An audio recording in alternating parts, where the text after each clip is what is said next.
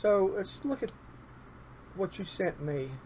If I click on the outside of the circle, you see it's in separate segments. Why? I don't know. This one here is a complete circle. This one here, again, is segmented. Now, what's interesting, if I hit E for eraser, click that disappears. If I click this one, there's a missing segment. Why? I don't know, but just same thing here. Weird, huh? Anyway. So what I did is I took your triangle and created faces parallel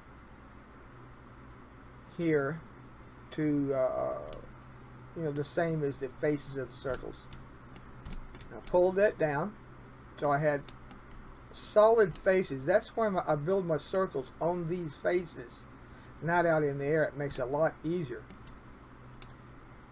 And I used the same 26 sided circle you used and the same diameter circle. So when you're doing this, I hit C for circle, and you see it's on the face, but this face is at an angle.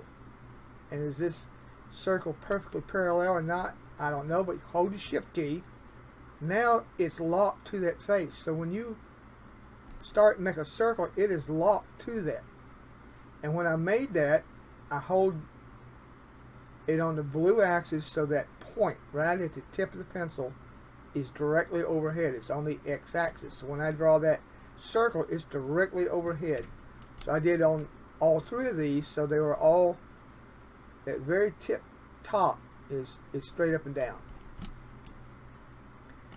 I deleted all the everything but your circles. Now this is what you sent me.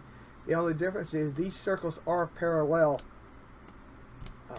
as they're supposed to be. So now let's make a copy of this. Okay, I'm going to move this copy right here. Now, that's your curve.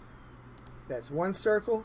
That's the other circle. I run up there to the three icons on top, and I click the center one that says curve and create a lost junctions following a given path. Now, you accept it. Remember, this is the one you said that you wanted to point towards. So I'm going to leave that. That's this one right here. I'm going to open the bottom of this one up, so you can see. Now, see, it's grouped, by the way. So let's ungroup it.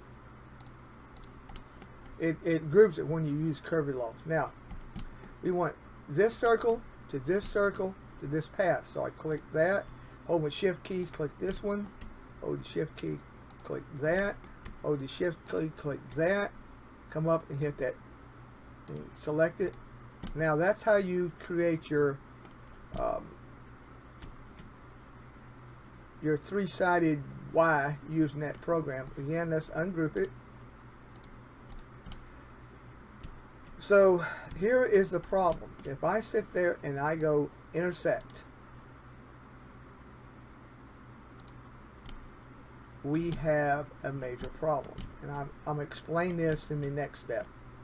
I don't want to get this video too long, but basically these circles are too small.